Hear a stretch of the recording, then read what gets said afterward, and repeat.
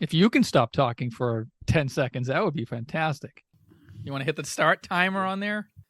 You want to hit? You want to start podcasting, genius?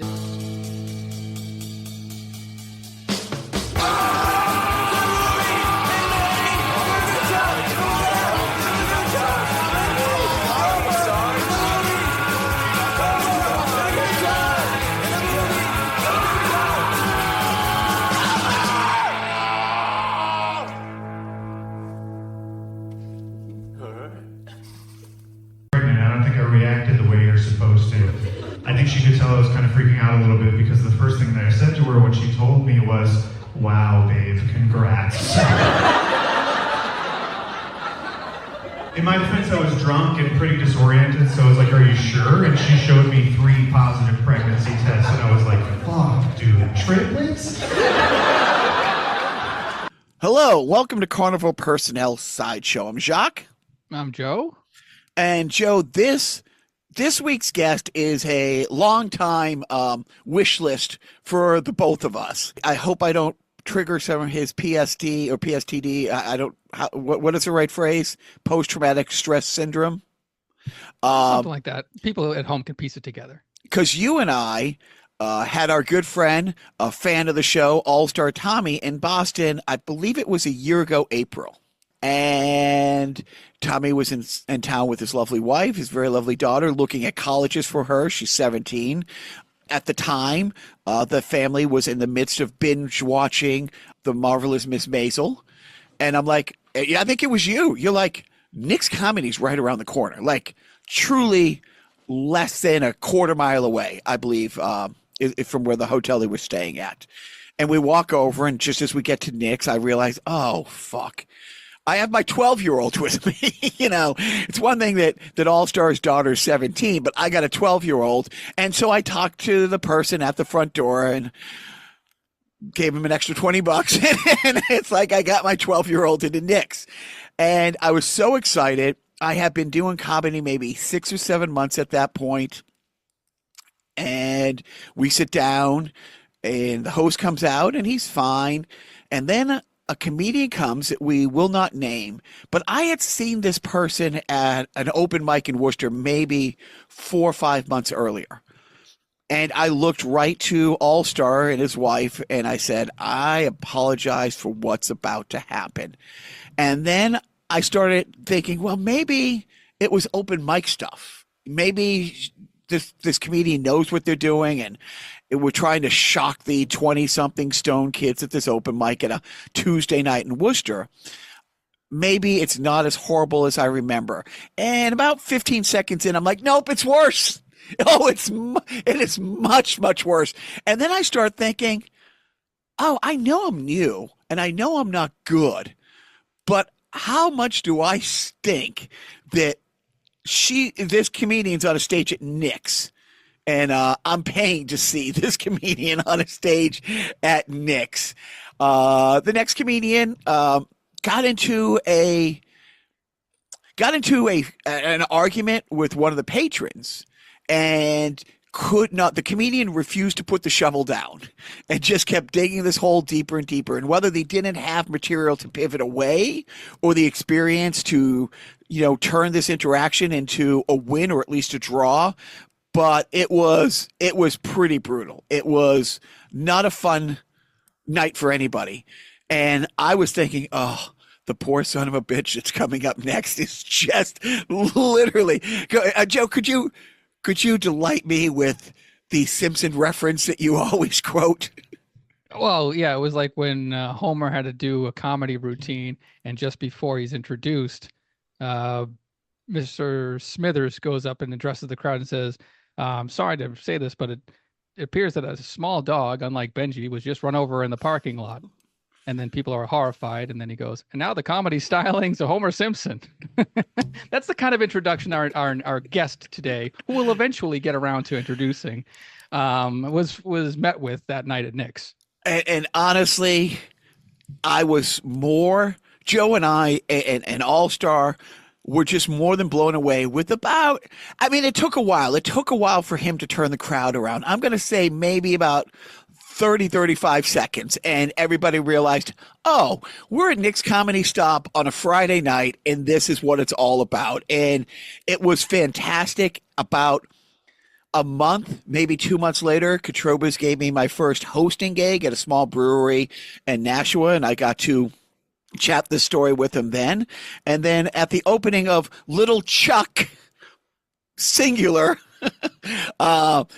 several months ago, Mr. Tobin was nice enough to invite, us, management, and another friend of ours, and this comedian was there, and we talked about it. And we don't have to spend the whole show talking about it, but I just want to start this show by saying I never personally was in the room to see a comedian come out to a worse situation and then to be able to spin it.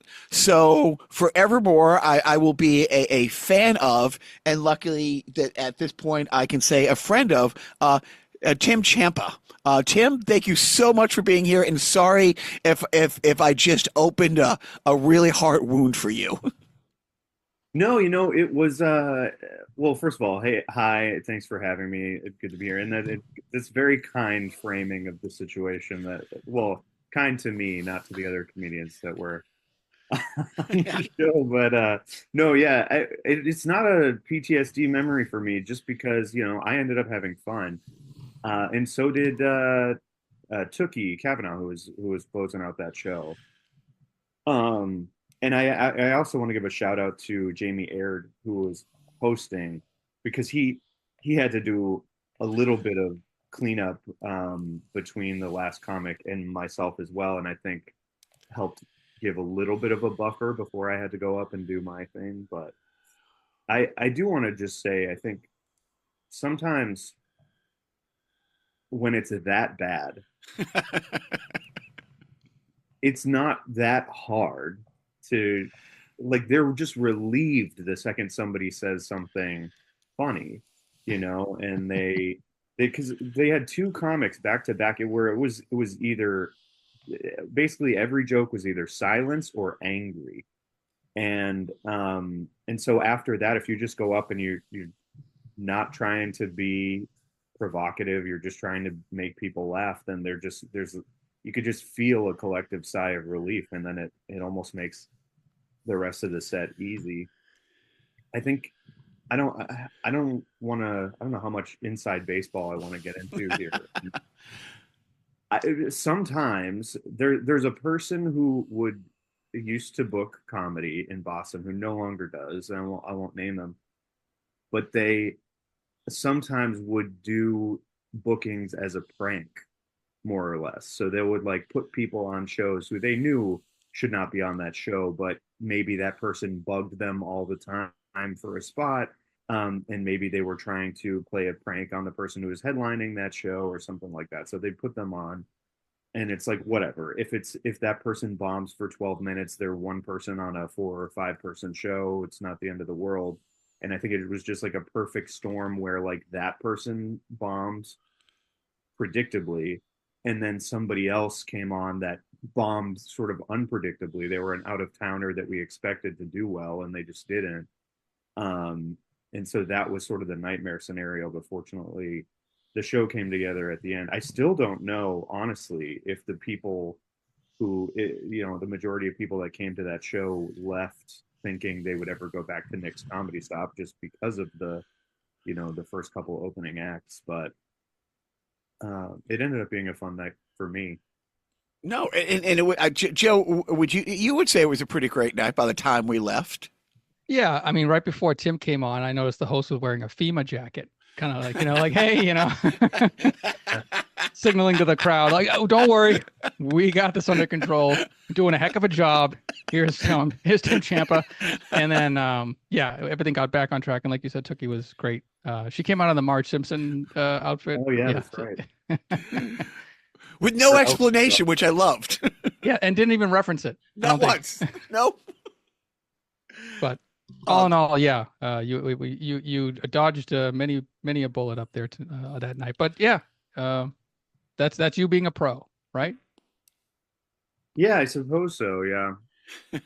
Well, I would say, I'm not going to say, I want to ask, how long have you been doing this? Because to get to the point where that doesn't rattle you, and you saw like, the positivity in it, or you found like, just before you got up and afterwards, and just the way you framed it now that, yeah, you know what, it wasn't the best ideal, but hey, it kind of is what it is. I mean, how long have you been doing this? And 6 months in, a year in, 2 years in, would it have rattled you? That's a good question. I've been doing it, I think just over 6 years now, with some time off during COVID, right? But I think early on, I probably would have addressed it the same way because I think the way I started out was like the guy before me had done a bunch of jokes about like trans and non-binary people, and that had pissed off the crowd. So I just opened up by being like, "Don't worry, guys, I'm just gonna do a quick 10 minutes on non-binary people, and then we'll move on to my other material." And that just like, I think you just needed to kind of match the crowd a little bit, like come at it from their perspective, and it was helpful having seen two people in a row not vibe with the crowd, so you can kind of get a sense of who they are and what they're looking for, what they want and what they don't want, and just try to ride that vibe. um, I think maybe if I was 6 months or a year in, I would have just launched into material and not tried to you know cut the tension a little bit up top. So maybe it wouldn't have been, maybe it would have taken like two or three jokes before they were on my side, as opposed to like they get that I acknowledge what's been happening and then launched into my material. So yeah, that's probably the main difference. No, I love philosophy, and I want to talk about your comic styling in a bit. But what made you say, "Yeah, I can do this"? What was the process of you first going from thinking about it to doing it? How long had you been kicking around thinking about it, and what was like your first, few months actually getting up on stage and getting behind a mic? Yeah, so I had wanted to do it ever since I was in college. I grew up um, watching stand up on Comedy Central and listening to stand up comedy albums and all that sort of stuff. And I had just always wanted to try it, but I was a coward. I mean, I had even like written one or two kind of stand up style jokes back then. But I never tried it. I wasn't even really sure how to get started. Um, and then I was in my early 30s and I was kind of having like a little bit of a quarter life, midlife crisis. And I was like, how is this just the rest of my life? I'm just going to work in tech for the rest of my life, and that's all it is. I don't feel like creatively fulfilled, and so that was like the kick that I needed to at least start exploring it. So I went to a couple open mics just to watch, and I watched people who I thought had great material bomb at these open mics, and it just made me realize how low the stakes were. Um, and you're like, yeah, if somebody's good can bomb, then who cares? You know what I mean? It's like, or even let's say they're bad. You watch like a bunch of people bomb back to back, and you're like, no one's dying. It's just they didn't get laughs, and that's fine. And I can do that. And so I did my first open mic a little while after that, and it went, the way your first open mic usually goes. But I had one joke that worked that I wrote while I was waiting to go on stage at that open mic that's still in my act Oh, today. that's fantastic. And that's the only one that worked that night. And then I went to another open mic in Worcester a couple months later, and that was the first time that I got like a couple jokes in a row that worked, and I started to feel like on a roll. And from then on, I was just like addicted to it. I was like, this is the best thing in the world to feel like you're getting a whole room full of people laughing for 1, 2, 3 minutes in a row, and then you're just building from there. It's funny that you said that the joke that worked was the one that you wrote kind of on the spot. It's almost like you hear stories of like, Yeah, the Rolling Stones turned out like Satisfaction, and like like they wrote that in like 15 minutes or something like that. Like, and then that's the hit. But like all the other ones that were toiled over for days and weeks and stuff were like the B-sides. Like, it's just Yeah. funny how things can just sort of hit you in the moment of a moment and take Yeah, you. I would say a lot of times, especially when I was starting out, I would write a lot of material at open mics, like while listening to other comics, and it was just like everybody, you would think about like premises or whatever that other people were talking about, or you'd think about scenarios in your life that were similar to what the person was talking about on stage, and then be like, I'd come up with like a different punchline. And in fact, on that first open mic, like I was right, I wrote a bunch of dick jokes. Like that's what it was for my first open mic. And so the joke that I wrote as I was waiting to go on stage was another dick joke that was just sort of like almost, it was just because I was going over my set list and thinking about all these dick jokes, and then suddenly I'm like, oh, what about this one? And said that's an interesting idea, let's do that instead. um so you're just kind of in that headspace when you're at an open mic, you know what I mean? Yeah.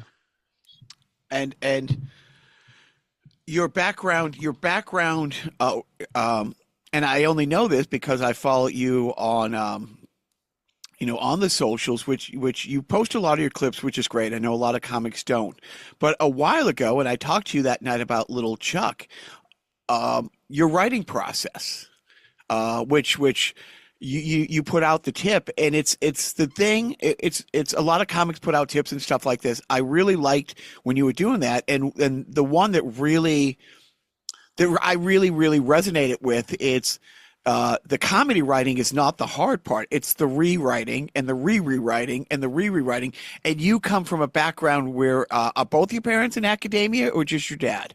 Just my dad, yeah. Okay.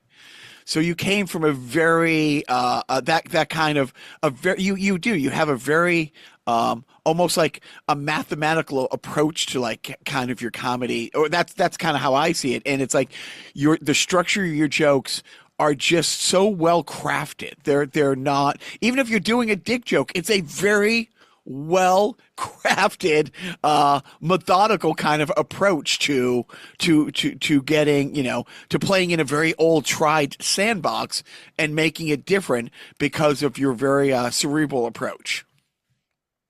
Thank you. That's nice of you to say. Yeah, I think my dad was the one that drilled that saying into me. There's no such thing as good writing, only good rewriting. And when I would go to open mics, I felt that like actively in the moment, setting me apart from other people that I was starting with, that they would just go up and do the same joke, the same writing every open mic, and it would bomb. And it was almost like they were just like waiting or hoping for the joke to hit the room differently or something like that. Whereas I would be like, well, I think that's funny. I don't know why it didn't hit. Let me try this phrasing. And so I do that instead, or I'll change this reference and I'll do that. And to me, it was literally a trial and error of like, you're playing with, like you said, mathematical, you're playing with variables until it works. And it's problem solving at the end of the day, where you're like, okay, clearly something is missing in the joke that the audience needs in order to have the same relationship to it that I do. Oh, maybe they don't have the same connection to this topic that I do. And so you have to see that. And it's it is I've always enjoyed problem solving and puzzles and all that sort of stuff. And so I do approach stand up writing that way. Um, but yeah, it sometimes is frustrating if you feel like you have an idea you really like and you can't figure out what the problem is. So I do a lot of like putting stuff on the shelf and then coming back to it months later when I feel like I've got a set of fresh eyes or something that I can bring to it. Um, but yeah, rewriting is constant. And I forget because you posted a joke where you showed this is how I was telling it, and Oh this yeah. is how I'm telling it now, and it worked. The way you told it worked. It was fine, but there's something inside you that said it's not there. Like, yes, it works. I'm getting laughs, but I think it could get bigger, laughs, and you worked it, and then you played the beginning, then you played the way that you're doing it now, and it's like, yeah, it's 25-30% more impactful, and you could hear, it was just great that you actually didn't just, a lot of people put out tips, but you're like, this isn't what I was doing wrong, but you're like, this is how I was doing it and it worked. This is how I'm doing it now and it works much better. And you walked through the process. So I did. I was hoping you were going to do more of those videos. Yeah, you know what? Maybe I will. It's just almost everything I do online is to try and grow my follower count, because that's just sort of the age we live in stand up, where like if you want to go to another town and get booked on shows, you got to have a bunch of followers. And so I'm always trying little experiments. Sometimes I do animations, little cartoons or something like that, and see if that gets any traction. Then I'll try to do some stand up comedy tips and see if that gets traction. And so I'm doing a lot of like throwing stuff at the wall to see what sticks, and maybe I'll come back to that at some point. Now, unboxing video still hot? 'Cause maybe you can unbox something like, and it's just like a bunch of jokes. Like, I'll unbox some jokes. What if you unbox those old snakes that come out of like the package when you do it? So it's an unboxing thing and a little wear slapstick. a big funny bow tie Honestly, with polka dots on it.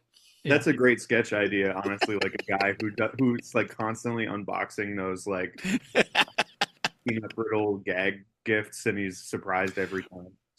That's I don't know if you ever saw. There's on Netflix. There's a series called The Movies That Made Us, and there's a great how Elf got made, like behind the scenes how it got made, and then technically how it got made.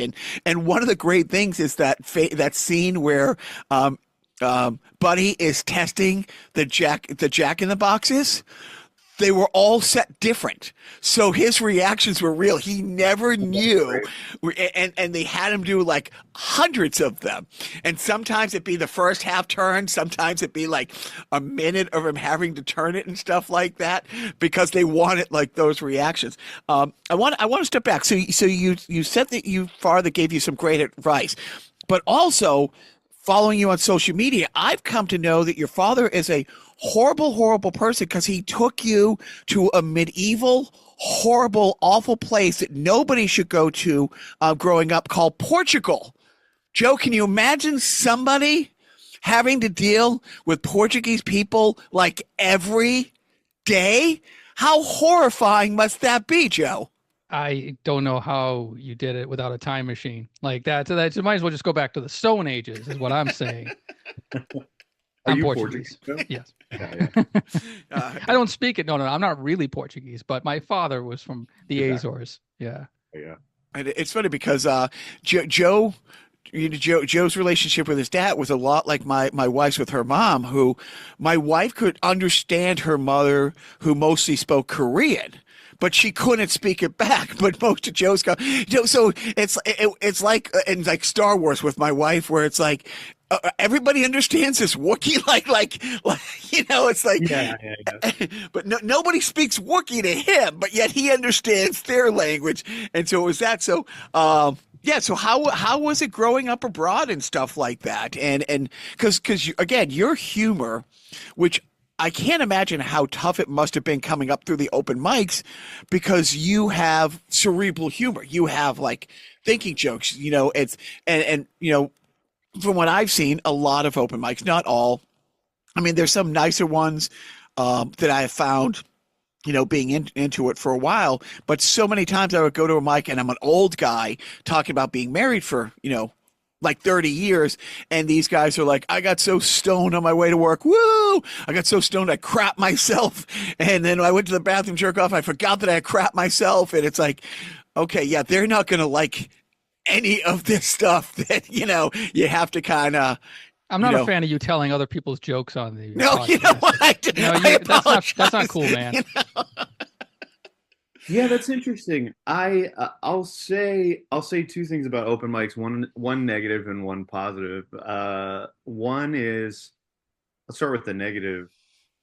You do find that dirty stuff, edgy stuff, dark stuff gets a lot more laughs at open mics, and so when I started out, I was much dirtier than I am now, and it took me a while to like get away from that. And I love raunchy comedy. Like that's, I grew up watching Apatow movies and all that, watching Louis and Sarah Silverman. So it's not like I have an issue with those things. It's just like you have to have another gear. Like you have to have like other types of material that you can do.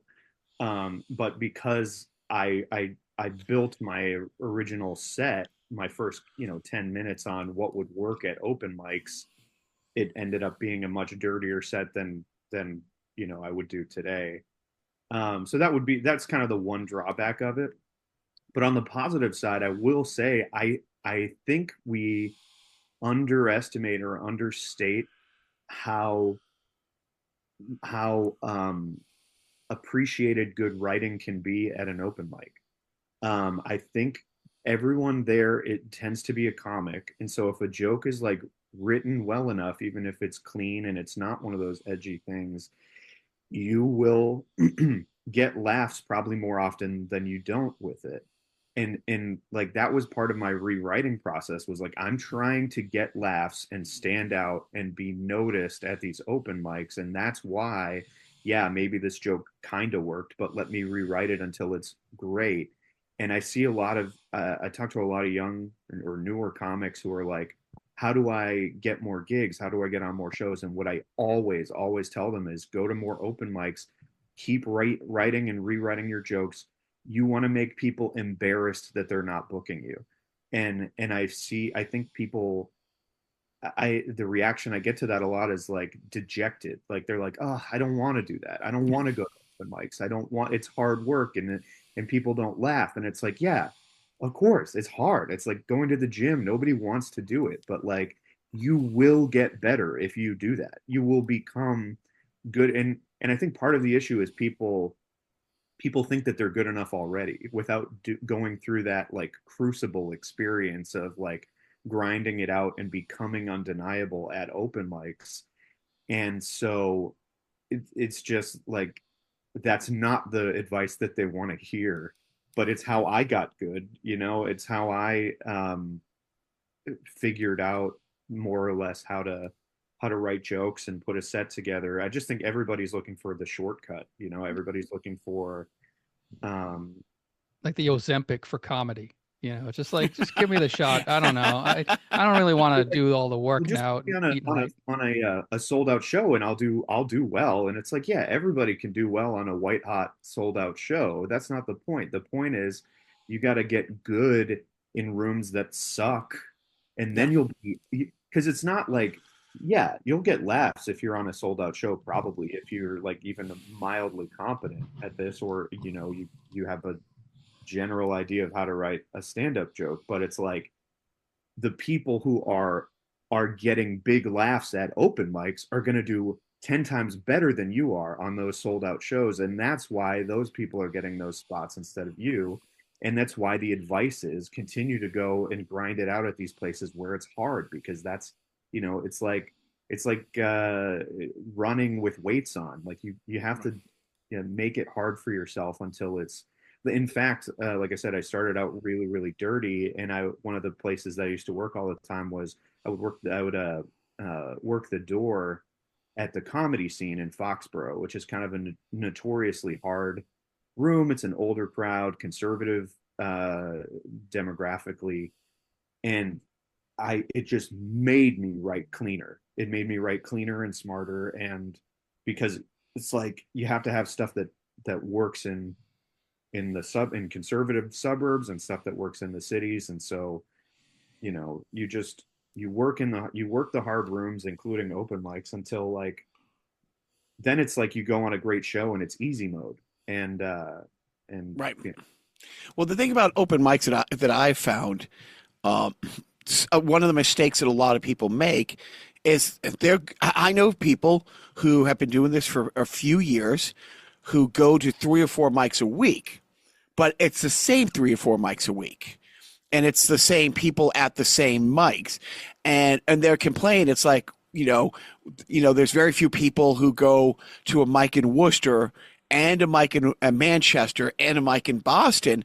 And people outside of this region don't know, that's like going to 3 different parts of the country. Like what works at an open mic at the Middle East Cafe, it might not even come In Cambridge, close. Mass. In Cambridge, Mass, right? Might not even get you a little chuckle like in Manchester at like 10 o'clock at a strange brew, or there was one.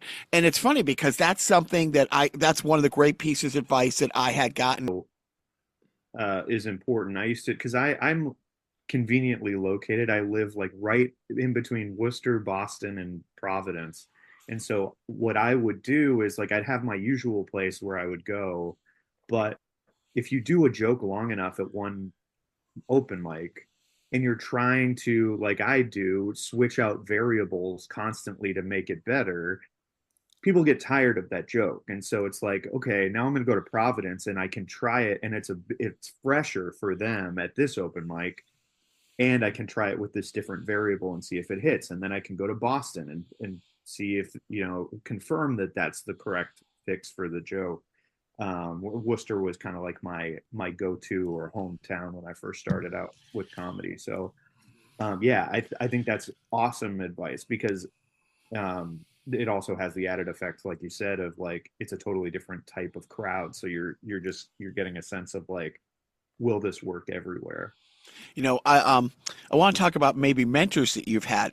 I've had a couple amazing mentors. It is unbelievable how kind some of the bigger comics in this region, some of the absolute legends who have no right or have no reason, I should say, have no reason to talk to people like Joe and I, who've come on this podcast, who've given the most amazing advice, who have lobbied for me to be on their shows, and then talk to me about material afterwards.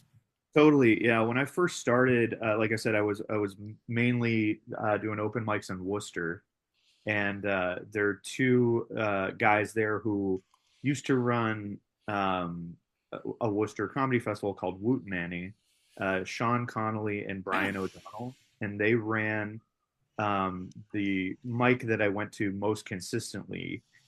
And they were always very supportive of me. And Sean, especially, was a great mentor for me in terms of navigating the kind of business side of things, like how to send avails to bookers, and like telling me which rooms are worth doing and how to get into them.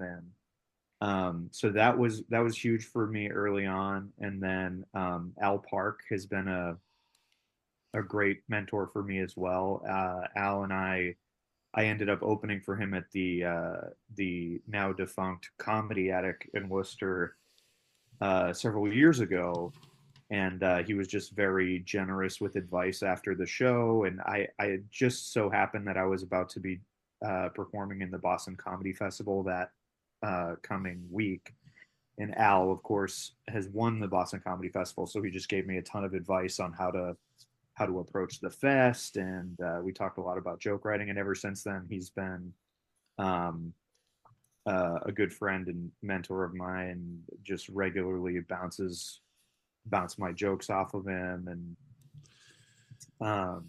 he's probably the biggest one, I'd say, especially in terms of like material and how to approach crowds and all that sort of stuff. And he's done it all at this point. He's done small rooms, big rooms. He does cruises now and all that sort of stuff. So he's just got a ton of experience, and is one of my favorites to watch too. So That's you are the second guest in a row who preached the virtues of Sean Connolly, and yeah, it's the Hot Dog King. No, I'm trying to think of the name. Is that what it says? The album is the Coney Island Hot Dog King, I think, is the name of an album he put out a few years ago.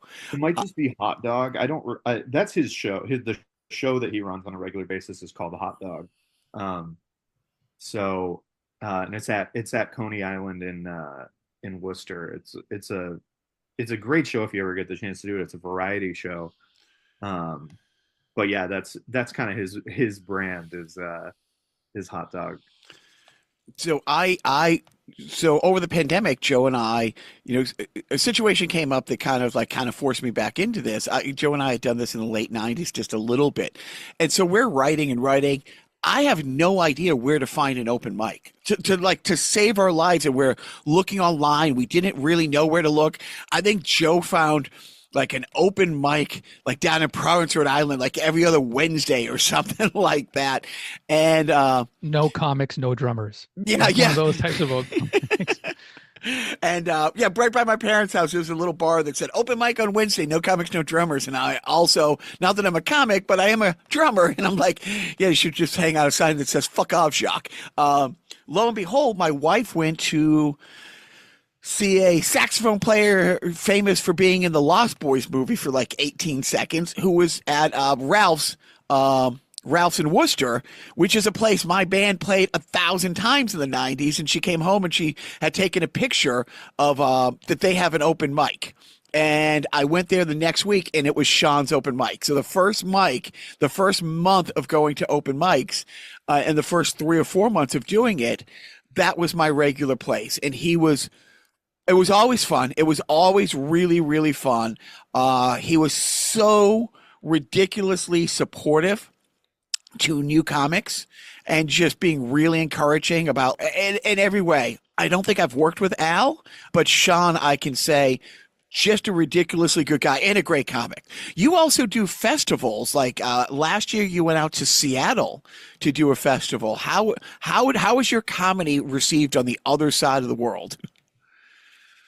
Good. I was actually, if anything, I was surprised by how similar it felt. It was especially the Seattle Festival.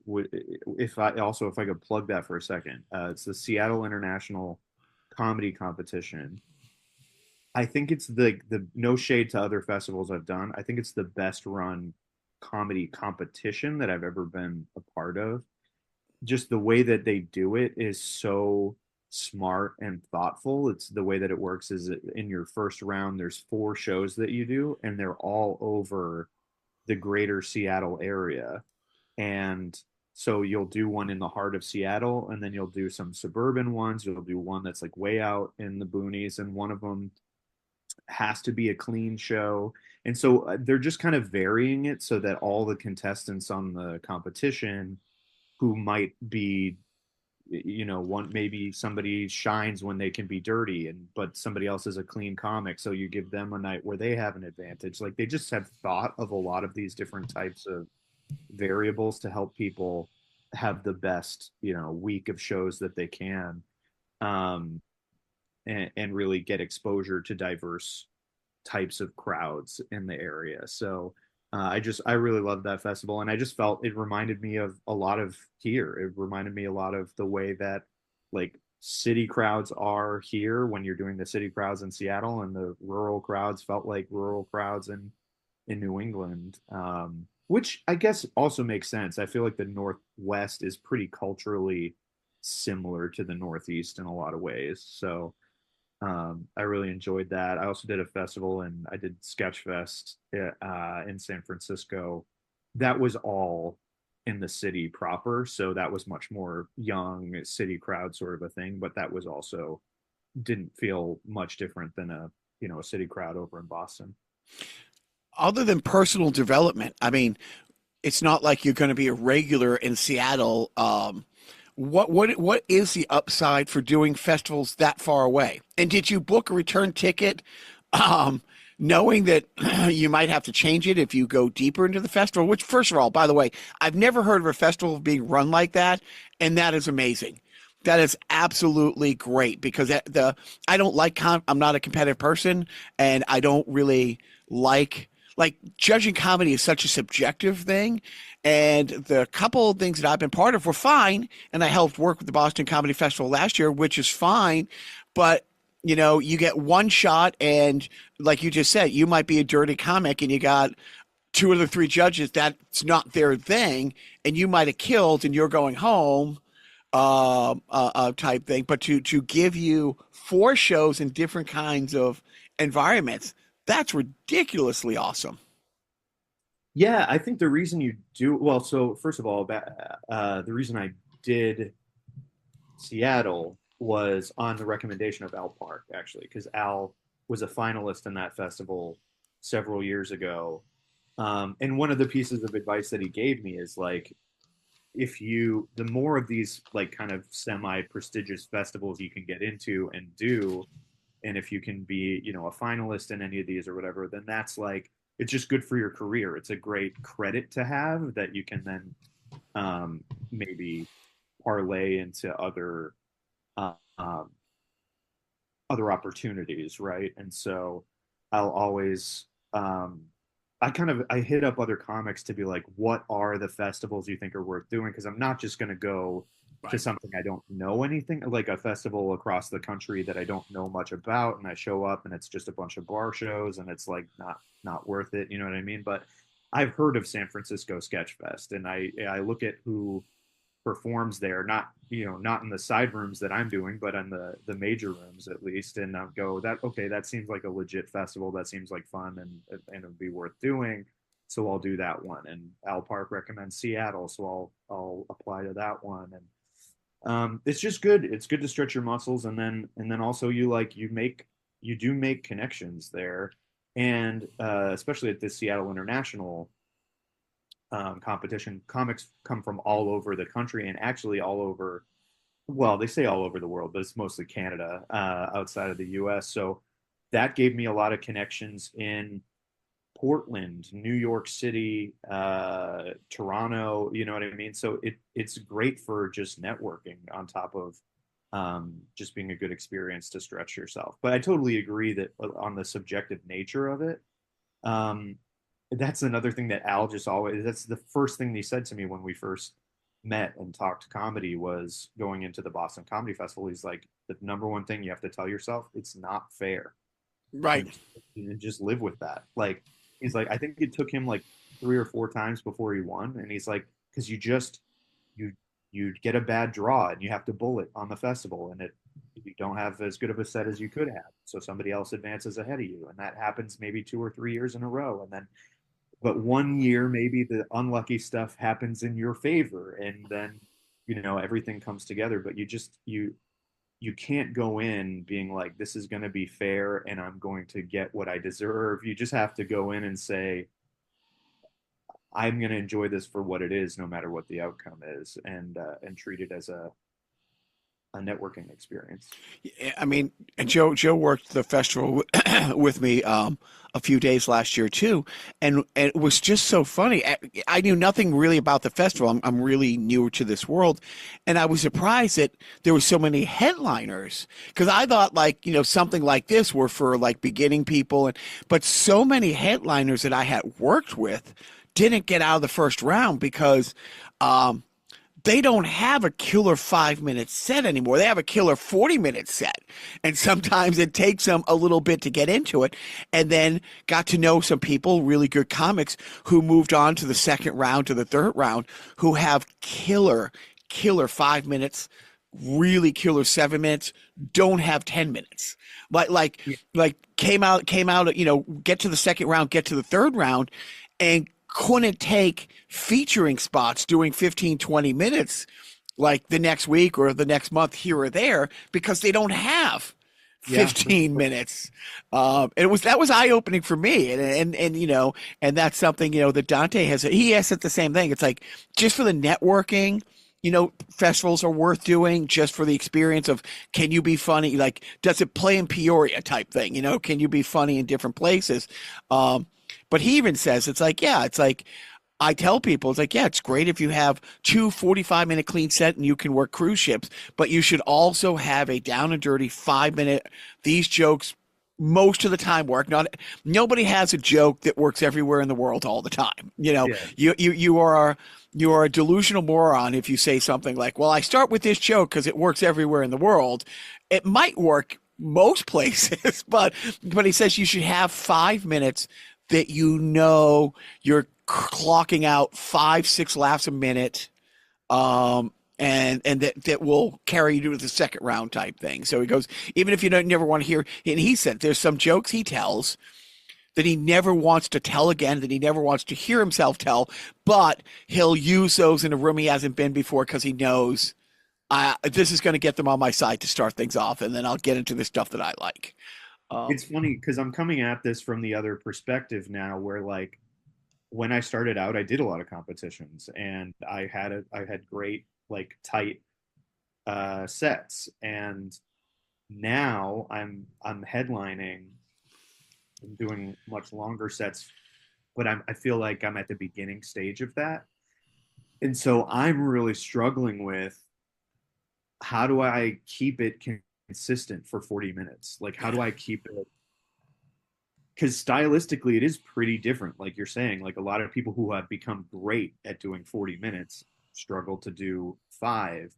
And I kind of feel like my 40 minutes is like a disjointed set of great 10-minute sets, and it doesn't maybe have the same flow as like a seasoned headliner who's been doing this for 10 years, who just is consistently, you know, has a great flow throughout. So anyway, in some ways it just feels like being a new comic, because headlining is its own beast, you know, its own animal. So I kind of feel between two worlds a little bit. Yeah, now you're kind of having to, you have these chunks that now you're the challenge, I guess, for yourself now is how do I make this one cohesive thing and make me like work in transitions or segues or.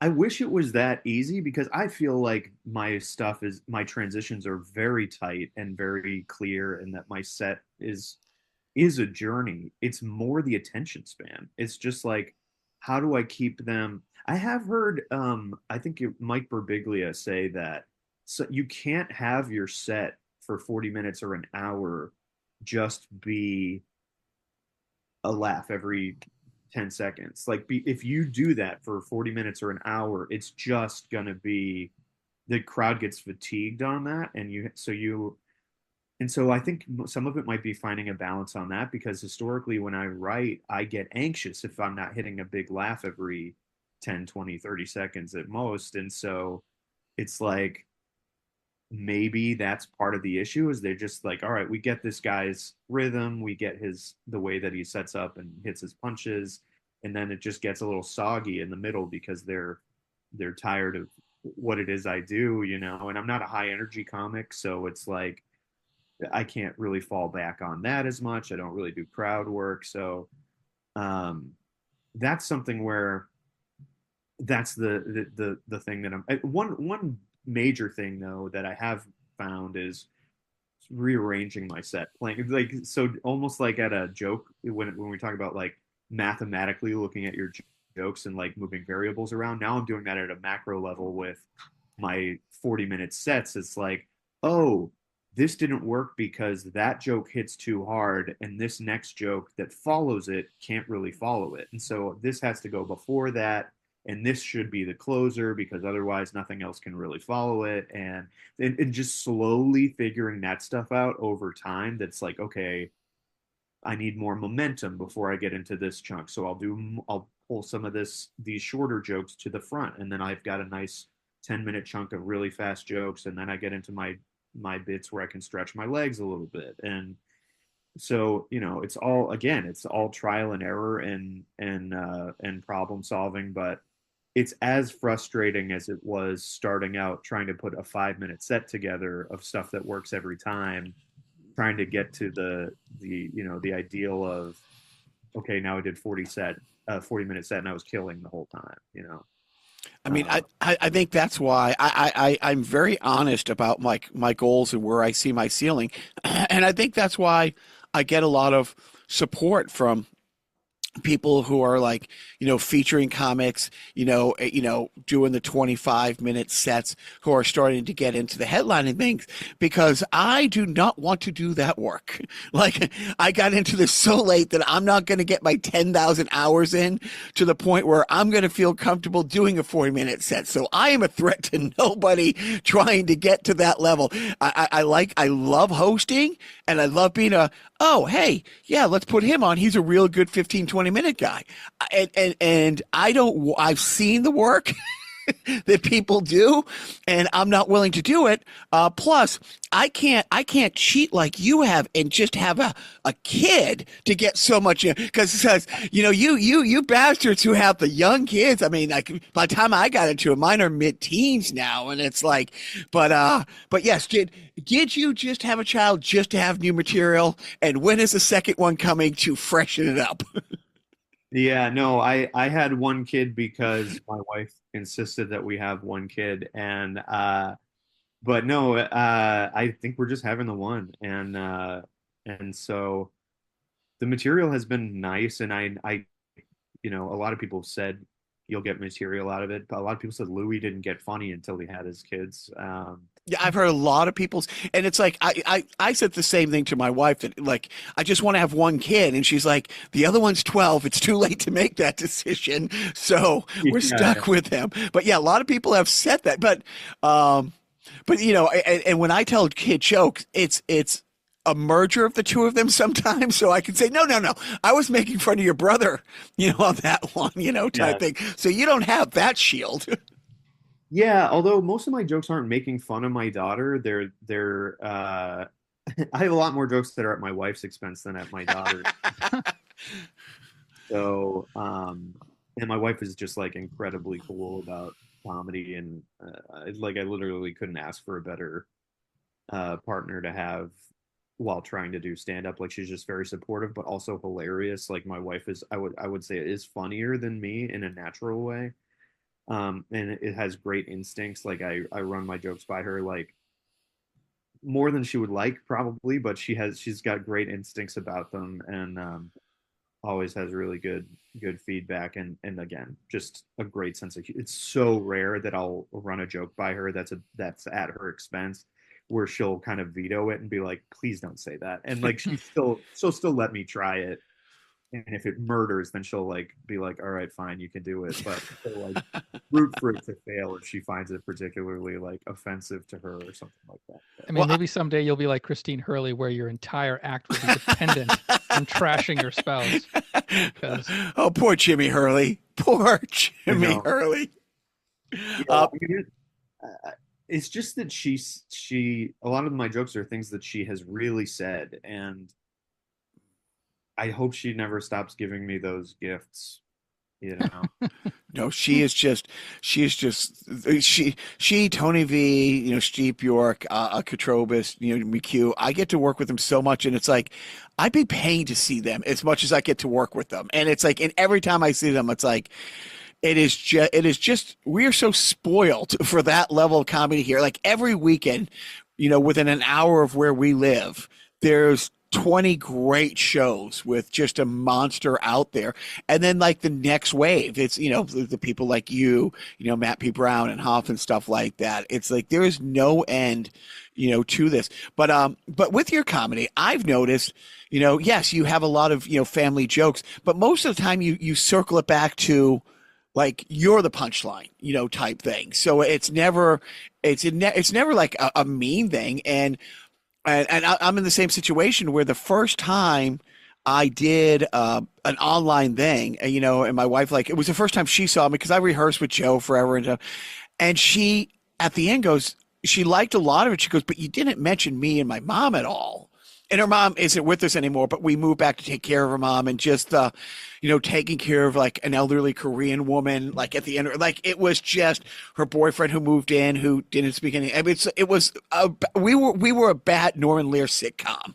Like, and I know you're saying no, Norman Lear didn't have any bad sitcoms, and Joe and I will tell you, we've watched a lot of the unaired pilots. He had a lot of bad sitcoms, but we were one of them, and it was great to get that green light to say no, go ahead. And with my kids, especially the older one, I will run something by him for a few reasons. A, it's about him, but B, it's about the community that he's part of that I'm not, and how can somebody like me, who looks like me and who sounds like me, approach something like that and be funny, but not. I would never, like, I rewrote one joke just because it worked and it got a good laugh, but I wasn't sure if people, I'll just put it out there. I talked about, like I'll come to your gender reveal party. It's a whole bit about gender reveal parties. Like I'll come to your gender reveal party, but if your kid switches genders down the road, I'm not getting a second gift. And it's like, and it got a laugh. And then I'm like, I don't know if it's getting a laugh because people realize I didn't set up enough that I'm cheap, but that I'm supportive. And I reworked it with him and with Joe to say exactly that. And I just added the line. If I do, it's like, look, I'm 1,000% supportive, but I'm not buying a second gift. And it's like, so it's great if you have your wife on your side. That's like that. That's got to be a relief. But have there been a joke that she didn't like that killed that, she comes and sees you and she's just like, oh, I have to sit through this with my friend. Yeah. There's there's there's one that kills, and it's a story about her getting really drunk and saying, "Name our daughter after me," because she thought she was going to die.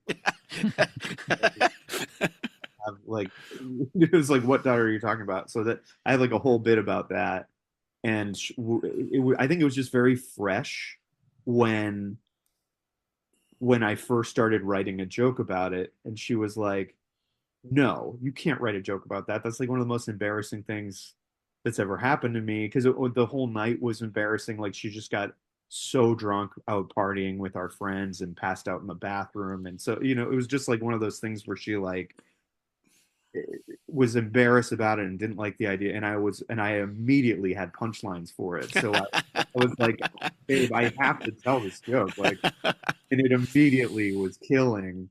And so she kind of begrudgingly was like, "Yeah, all right." And now has no problem with it at all, but she was sensitive about it at first.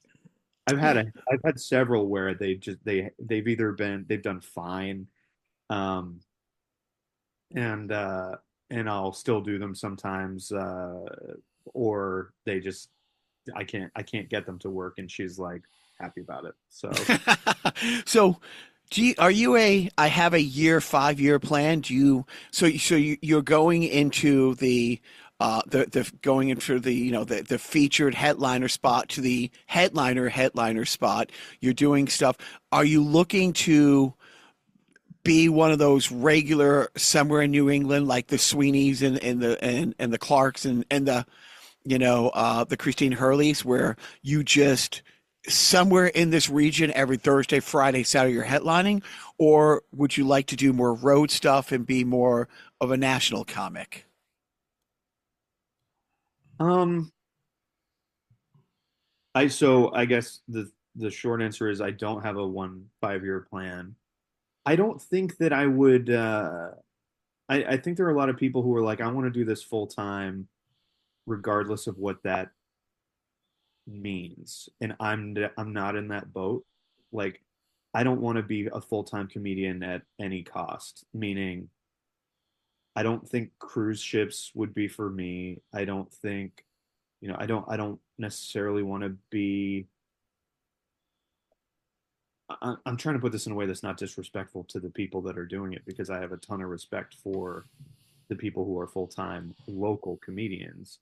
It's just that I'd rather do what I'm doing right now at the level that I'm doing it, like some headlining stuff every month, every 2 months, but otherwise I'm booked on the weekends and I'm working new material, and like it's just enough of a creative outlet for me that I make a little bit of decent side money at, on top of my day job, where I can provide a comfortable living for my family and all that sort of stuff, that like I can envision myself jumping off a cliff and saying, okay, I'm just going to be like a full-time local comedian and take a pay cut to do that, and um, do the types of gigs that aren't that exciting to me. You know what I mean? So I'd rather, like I said, do what I'm doing right now than necessarily go the local full-time comedian route. I would love to do um, more road work and be more national.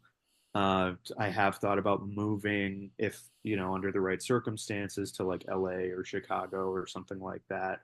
But I think it depends on like whether that feels right. Did I win a festival? Did I get some notoriety on social media enough that I can kind of put my own DIY tours together and get butts in seats in small rooms. Like I think for me that would be the ideal, is that like I get enough of a social media presence that I can say, hey, New York City, I'm coming through, and I can get put up in New York City rooms and go to Georgia and have people that want to come out and see me and that sort of a thing. I'd rather kind of chart my own course in that way than just say I'm a full-time comedian just to be a full-time comedian, you know?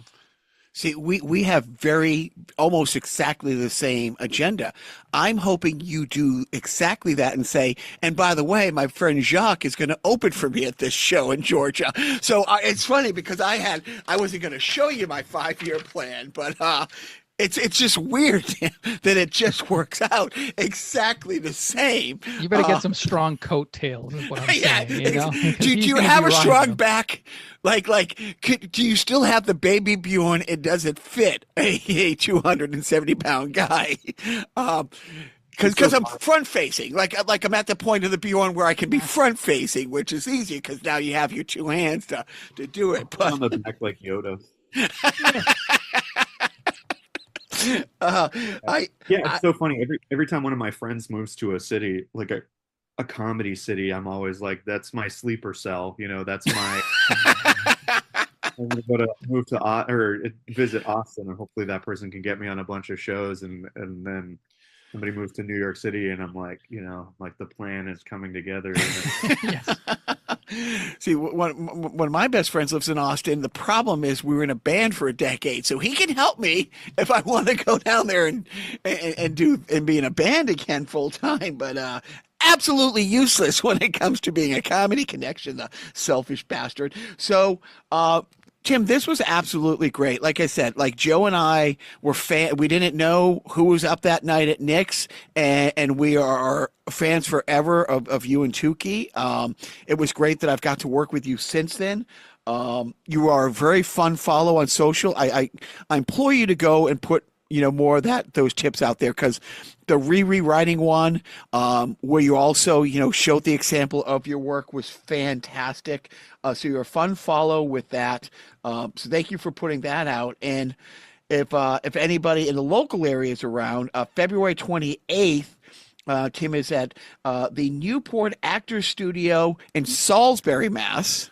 Newburyport. Newburyport. What did I say? I don't know, but it wasn't the right one. It was in Newburyport. Yeah, I'm stupid. And then the next day, I think it's the next day. It's not a leap year, right? It goes from the 28th to the 1st this year. March 1st. He is at Battery Steel Brewery in Portland, Maine. Not Oregon. So people in Oregon, I guess you can go fuck yourself, because he is not there on March 1st. But you lucky bastards in Portland, Maine, can see him at Battery Steel.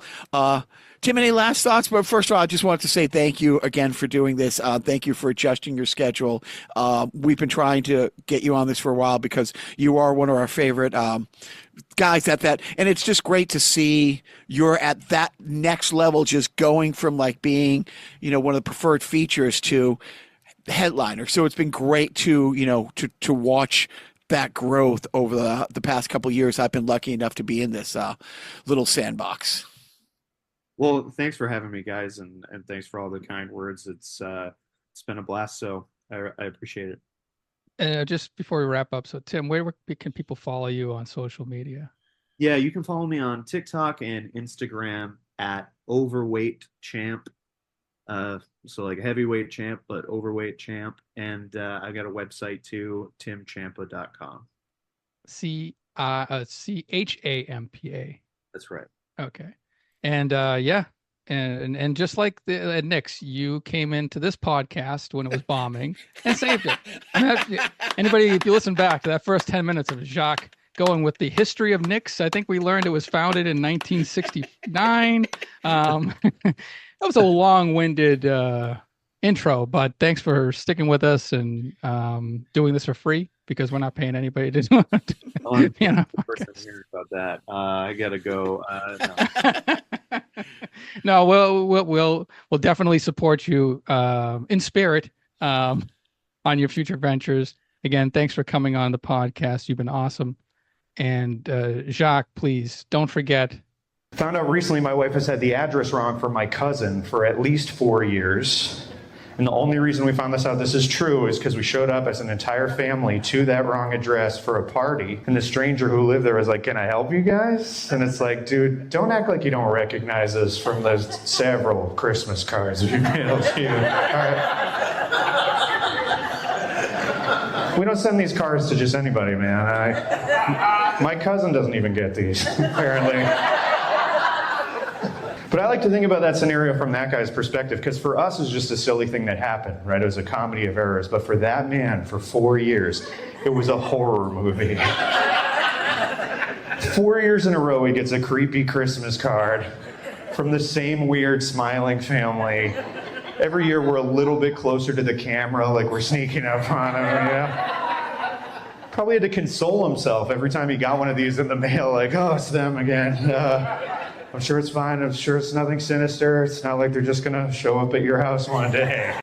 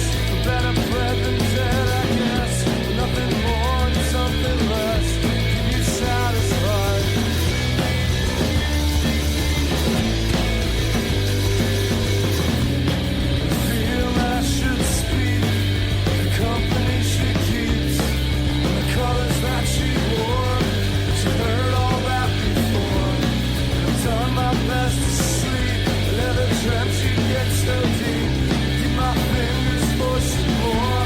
It's a quiet.